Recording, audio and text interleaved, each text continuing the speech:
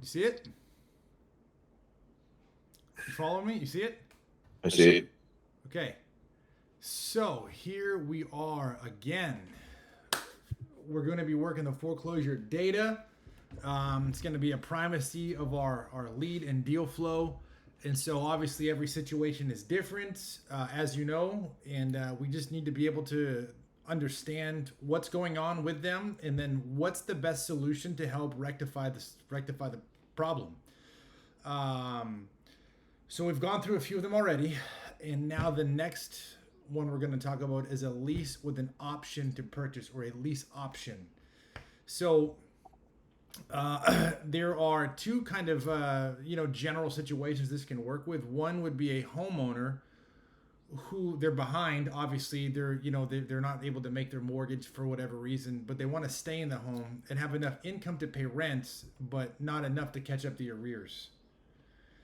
Or in the event that they can't do this, because that for me would definitely pose a big risk, is to do just to buy the house from them, and find somebody else that wants to buy it, but they can't afford it right now, and do a lease with an option. I'm doing a lease with an option to buy on my house in San Antonio right now with the tenants that are there.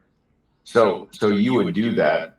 So that's something that we would actually look at doing is a lease back. So hold the thought. So the what we would do, okay, as the solution providers, is buy the property, either cash or subject to, depending on the context, depending on what's going on. Who is this?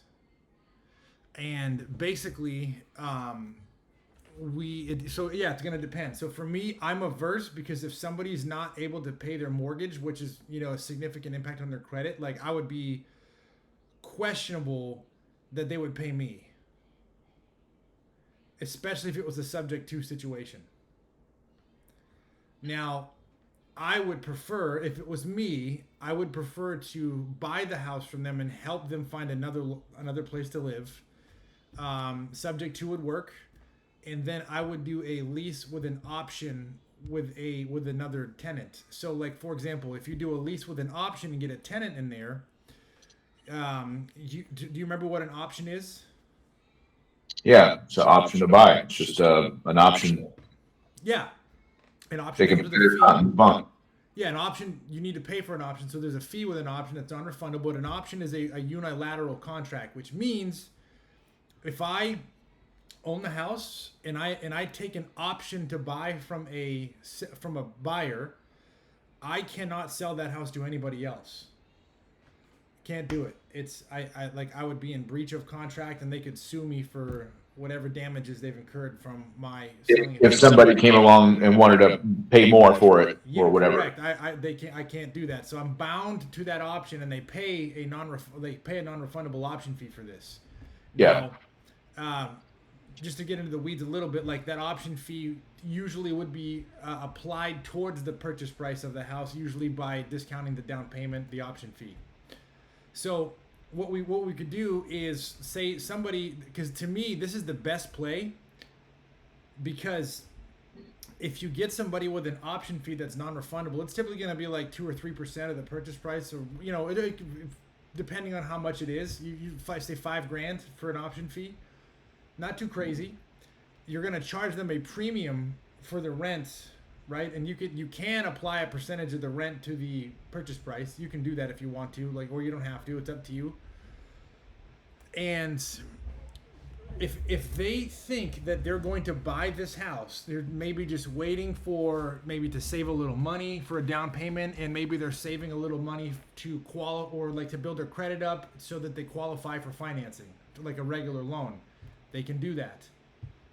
So let's say we found somebody in a foreclosure situation, and they wanted to stay, and they've given us adequate verification that they could actually make the payments. Like, things happen, they just fell behind, but now they whatever situation they're in, they've recovered from, but they need to catch up the arrears. So we could come in there and catch up the arrears and buy the house. We could buy the house subject to from them, okay, and then lease it back to them, get a little bit of cash flow, and then potentially give them an option to buy the house back. So we can make money on that. We can save the homeowner foreclosure. We can help them salvage the situation, and also so it's a win-win for everybody. Does that make sense? 100%. But this one you're just a little timid on doing because they've already gotten behind once. Well, you yourself. Yeah, because if I buy the house subject to, even if it's their mortgage, I'm still obligated to pay it. And if they don't pay me, I still got to pay it. Right? And then it would get ugly because then I'd have to do some kind of an eviction. Right. And if I've already put money in there to catch up their arrears, we're talking maybe 15, 20, 25 grand, I'm not just going to throw that money away. I want to make sure that they are definitely going to pay. You know what I mean? It's as far as possible. And if I have to evict somebody whose name the note is in, that is just a situation that we don't want to be in, pretty much. You know what I'm saying? For that reason, I personally, if I was going to do this, I would prefer, now this can be done this way, but I would prefer to have them move out, and I do this process with somebody else where I give them an option to buy for let's say we agree $300,000 is the purchase price. Every year that you don't purchase, it goes up 3%. So it's going to be 309, then it's going to go to 318, then it's going to go to 327, etc., etc., until you exercise your option. Okay? So, and then in the meantime, they're going to be paying me rent. They're going to be responsible for the maintenance of the property, so that decreases my operating expenses. That means if there's a leaky toilet, they fix it. Right? And then I just give them time to save money for a down payment and to get their credit where they need to be so they can qualify for funding, and then now it's their house. So it could be done with cash. I mean, it could be done subject to. There's a bunch of ways it could be done. It just depends on what the dynamics are. If there's enough equity in the house, we could probably bring in another lender and just get that loan out too, which would avoid all that to begin with. This helps the seller because it stops the foreclosure without having them move out if they stay. And it helps their credit. Yes, it helps them it gives them time to rebuild their credit and their savings. They have a clear path to reacquire their home if we do this, and they can possibly save the equity they've built. Depends on the situation. So key terms that we would need to negotiate if we were going to do this is what the monthly rent would be. We'd obviously have to have it cover the mortgage payment plus expenses, plus we'd want cash flow, right? The option price, the option period, usually 36 months is pretty standard, but in Texas, it's got to be a max of 179 days, and it's got to be renewed every 179 days until there's a purchase because of legislation in Texas. There's an option fee, which is paid up front. Let me see. This should be purchase price. So in Texas, the option period has to be renegotiated because or just reset, redone every 179 days. 179 days. 180 days is the legal limit maximum for an option period in Texas to do doing specifically a lease with an option, like a rent-to-own situation. So every 6 months. Yes, correct. And it's That's because pretty... there have been predatory investors that have taken advantage of people and put people in bad situations. So they're just trying to legislate against that. But we can do it. A lot of people think you can't do it, but it's possible to do it in Texas. Would there have to be an option fee every time? No, you could do a one-time option fee and just do it for $1 every time. Okay. Because it's still technically an option fee. A lease purchase versus a lease option. So we would be looking at a lease option, which does not put the tenant, i.e. the seller in this situation, in an obligation to buy. So anybody that does a lease with an option is not obligated to purchase. Okay? Only I am obligated to sell as the seller. Okay?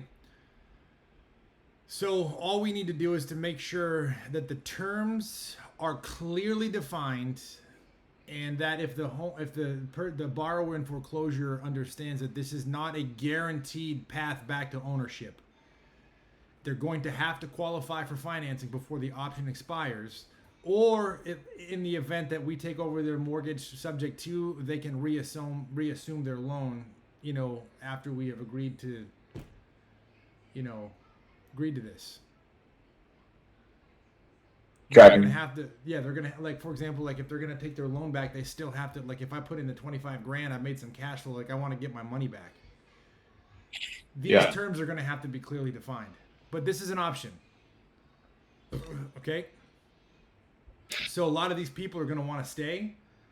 This would be particularly for somebody whose financial hardship their circumstances have changed in some way where now they are able to afford the monthly payment. They need to verify and prove this, but they don't have enough to pay off their arrears and stop the auction. Make sense? They might qualify for a loan modification. They might not. I don't know. But this is an option too. Okay.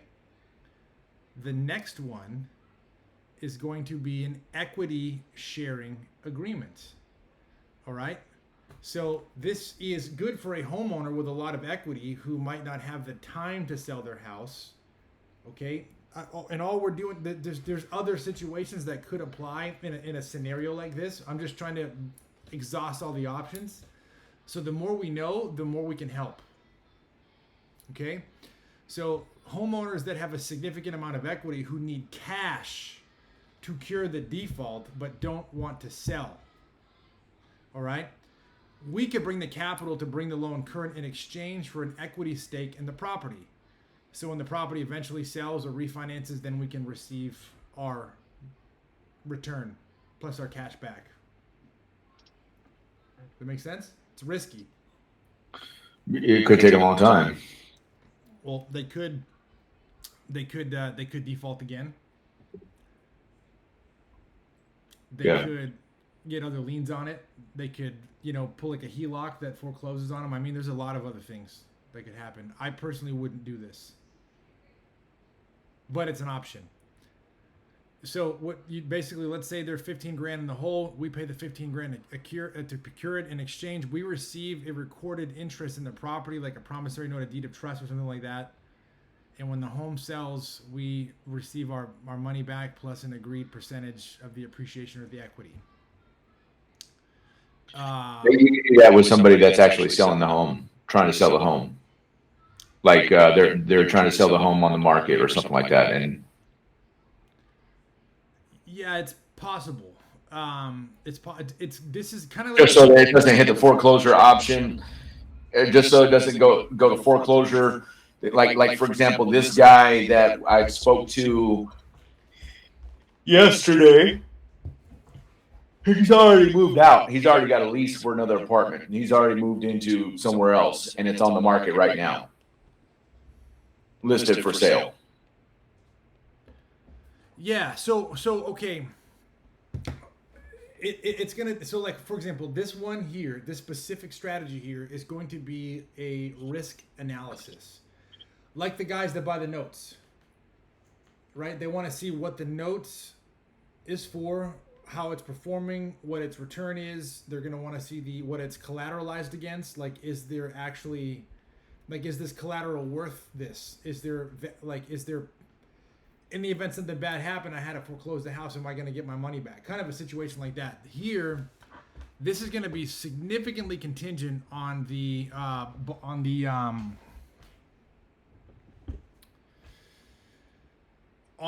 borrower who's in default. So like what you could do is say, hey, like I'll give you 15 grand to stop this, but I'm going to put a deed of trust on your house and I want a promissory note and I want you to pay me back, in the next 2 years, I want you to pay me back $30,000. Like I would do something like that. And if they don't do that, then I can commence a foreclosure myself. That could potentially work as well. Well, I guess what I'm saying is, like, let's say, for example, a guy's facing foreclosure. They've already moved out of the house. The house is listed on for sale, but foreclosure's in 2 weeks. So if it doesn't sell by then, it's being auctioned off. Like it's going to the sale. So you can, essentially say, hey, we're willing to pay the arrears to get it caught up, as long as you keep it on the market and as long as you sell it. And there's enough obviously for you to get your investment plus whatever you want, and it's still going to be on the market. You're just keeping it from going to the foreclosure auction by getting it caught up. Yes, that's a possibility. That's one way we could do it, right? But they've got to want to sell their house. This is for somebody that does not want to sell their house.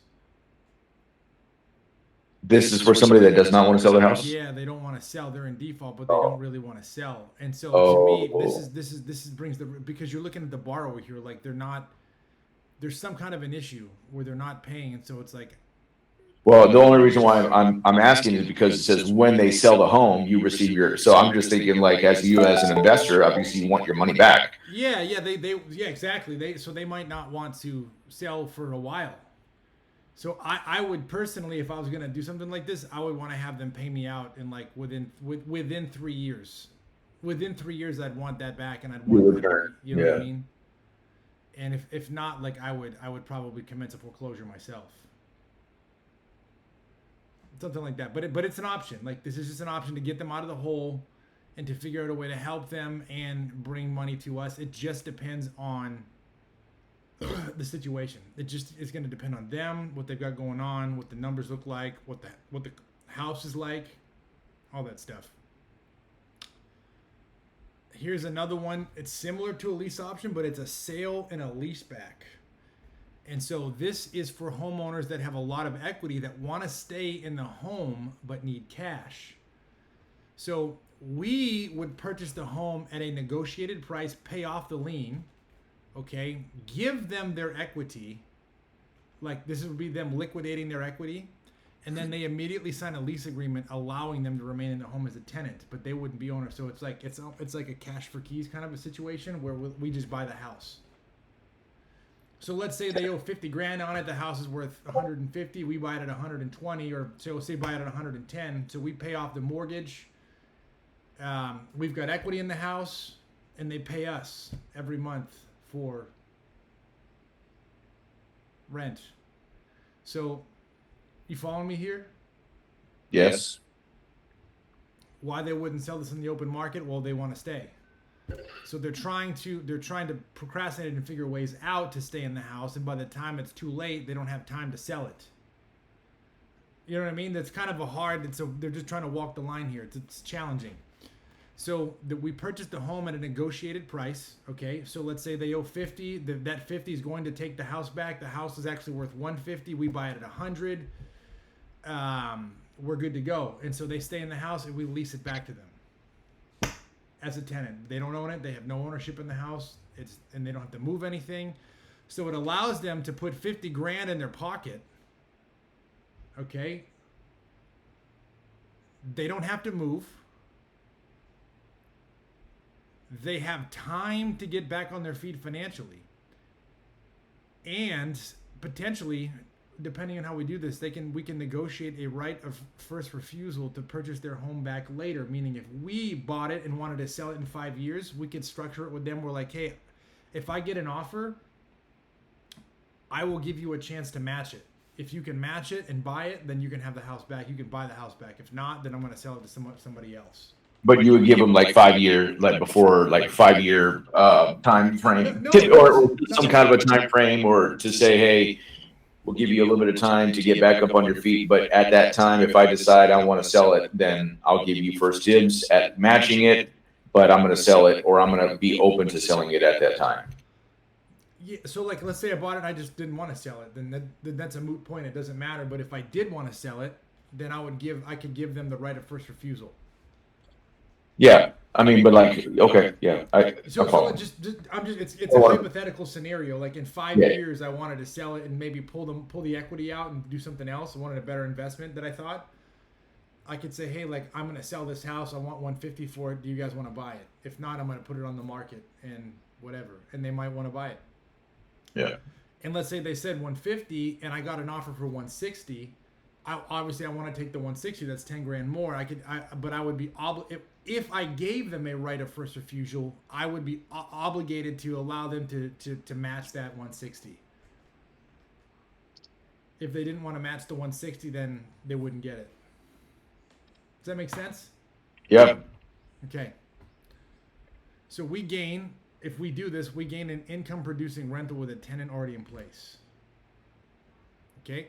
The risks, tenants and sellers sometimes resist leaving when the lease expires. So we always have to have a clear lease with defined terms and work with an attorney here to draft up a lease properly. Now we can probably get one without that, but we just need to make sure everything is clearly spelled out.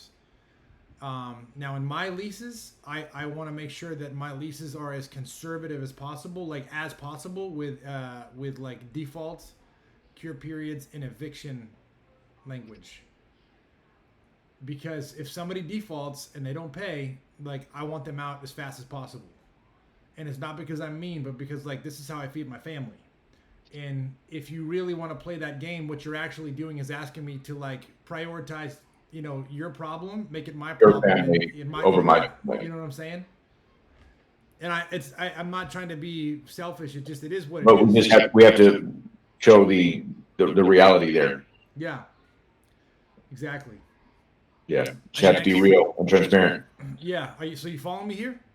Yes. So these are all legitimate options for people in foreclosure. The next one is we could assign it or wholesale it. So obviously equity, like if we have enough equity in it, where we can give them a cash offer, we can contract it for cash and we can sell our contract and make money. They make money. Well, they might make money, but they at least avoid the foreclosure. This is obviously going to depend on the situation.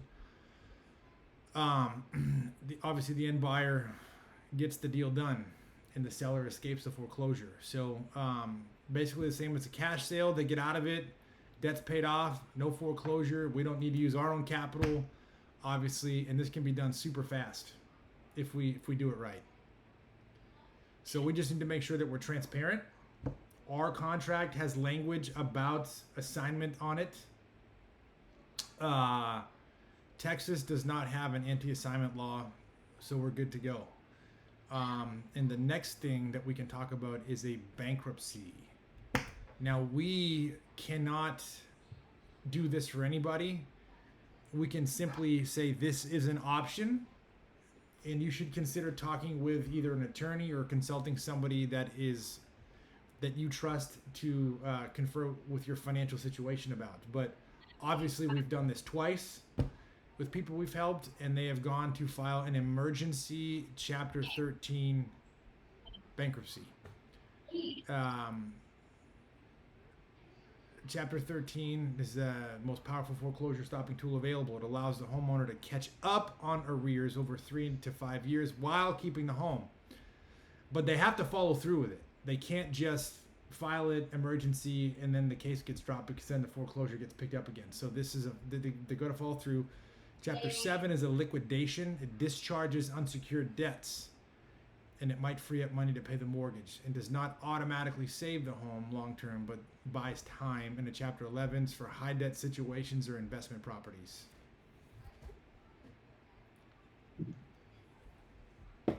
So usually Chapter 13 is the best way to go. Again, I'm not a bankruptcy expert, but as you've seen, some of the people that are in this situation are not always the most organized individuals. They're not always. Sometimes their priorities are a little bit jaded and skewed, and sometimes they wait until literally the last minute. And no. No way. Really? Yeah, no way. And so if that's the case, then the Chapter 13 bankruptcy is really the emergency filing is the only thing that's going to get the foreclosure stopped day of. That buys time. That gives us opportunities to look at other solutions that we can. What was our guy's name that did that? King. Shane King. Yeah, King did it, and You're talking about Shane King? and Thomas, the guy in Baytown. Wiley? Tyree. Yes. So, disclaimer, never give legal advice. Always refer to an attorney, because our role is to make a referral and stay in the deal as a buyer and a helper, a solution provider, not a lawyer. And so we just need to be careful on how we do that. And so the last one we're going to talk about today is, depending on the situation, a borrower can maybe get a hard money or a bridge loan. It's risky, but if they have enough equity and they're behind on their payments, but they have income, they just need a bridge loan and refinance it. So they can use a hard money loan or a bridge loan, high interest rate loan. They can refi the current note out that's in default, and they can have a temporary loan. Now the problem with a hard money loan is that I don't know any hard money loans that will allow somebody to have a primary residence while the loan's in place, because it's an investment loan. It's usually to improve the property. A bridge loan probably would do that. I haven't found any hard money loans that would accommodate that situation, but a bridge loan could. Do you know what a bridge loan is? Do you know what a hard money loan is? So a hard money loan is like an institutional loan where, like a lot of people use a hard money loan to flip a house, where they, depending on the lender, depending on the borrower, depending on the deal, there's a couple of variables in play here. Some institution will pull money from investors, and they'll deploy it into like a fix and flip property, for example, like a distressed property, and they will fund a large portion, if not sometimes all of the purchase price. They're going to charge loan points. Okay. So sometimes, like, do you know what a loan point is? All right. So this is very important here. But this is the potential solution for somebody in foreclosure. We just need to find the right lender that can do this. It probably would be a private money. Yeah, so you're going to look at, sorry, I'm reading this wrong. Private money or a bridge loan. Basically, I'm going to take out hard money here, because hard money is just not going to be an option. So let me just change this here.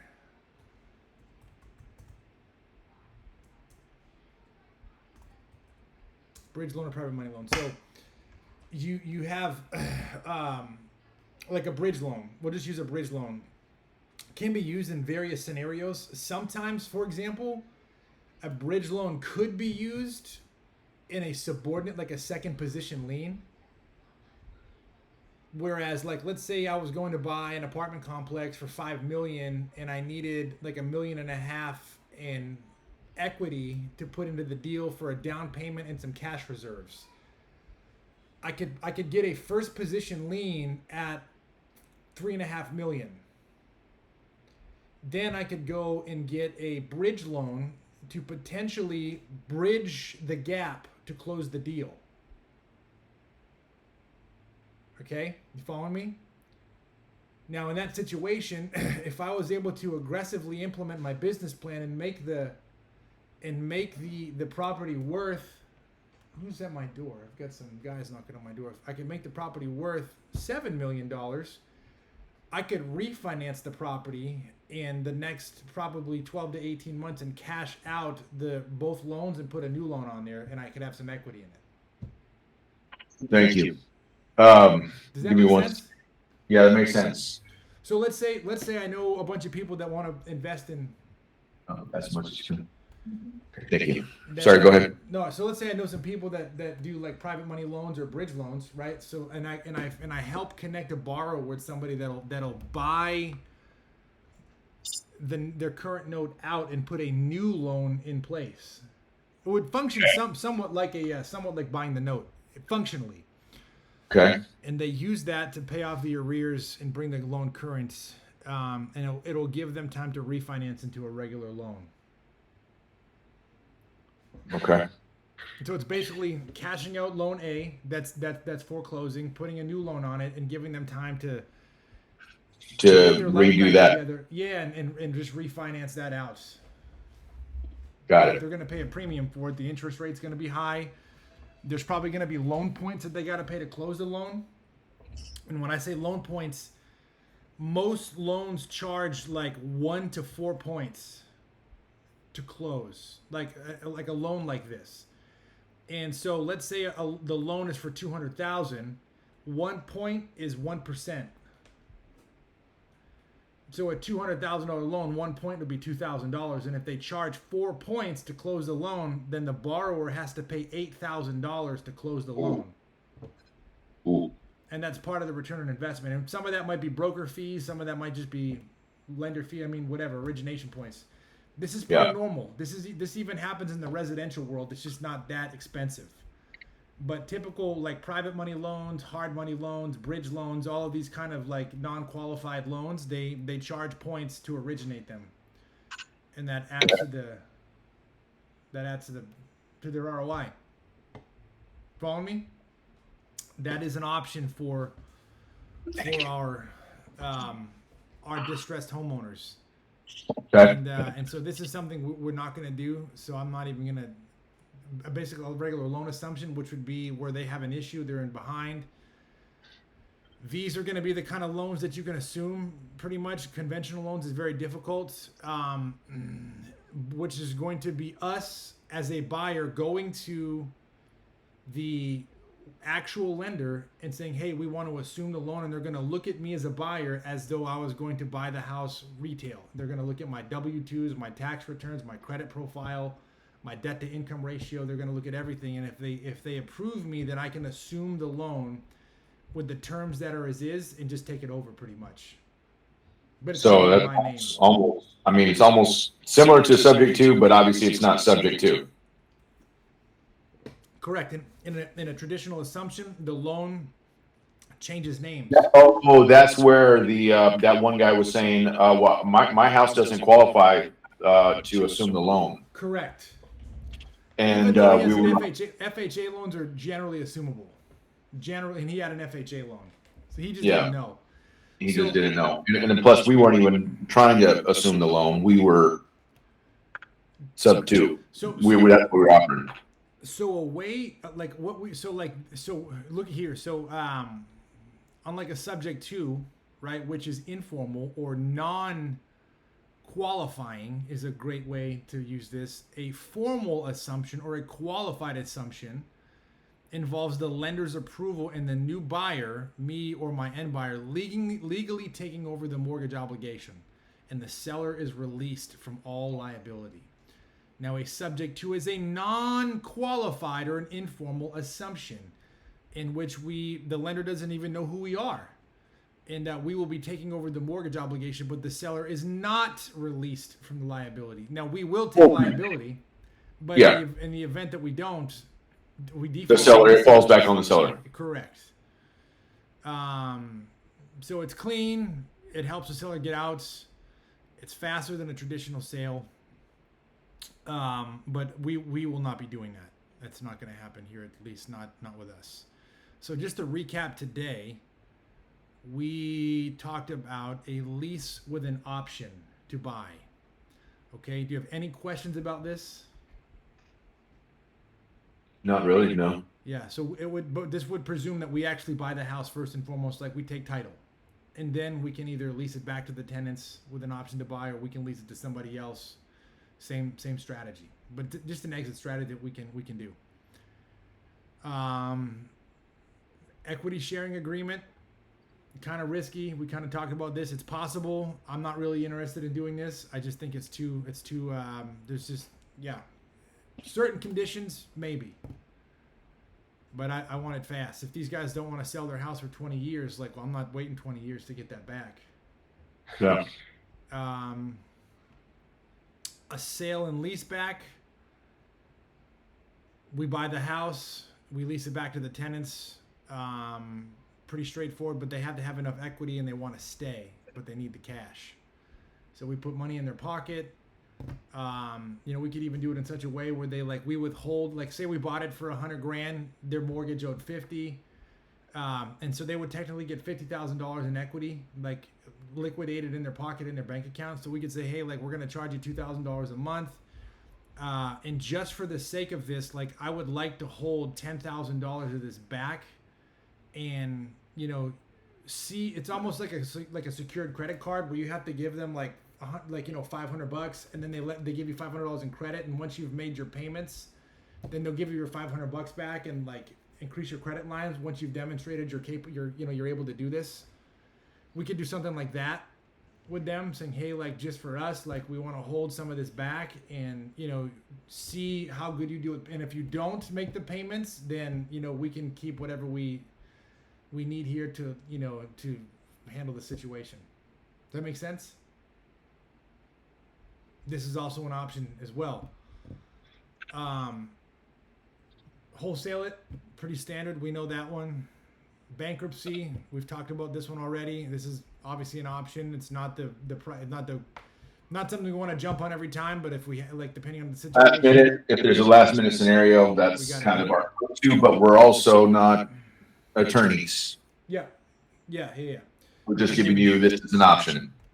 Last two today is going to be a private money or a bridge loan to cash them out, give them time. They have a new loan on it for a short period of time, maybe 12 to 24 months, and then they get paid. They get a new loan. Yeah. And then a formal assumption. It's an option. We're just not going to do it. Tracking? Yeah, was this a chat prompt or was this a Claude thing? Yeah. Interesting. Mm-hmm. But I modified it a little bit. Yeah. I mean, but it was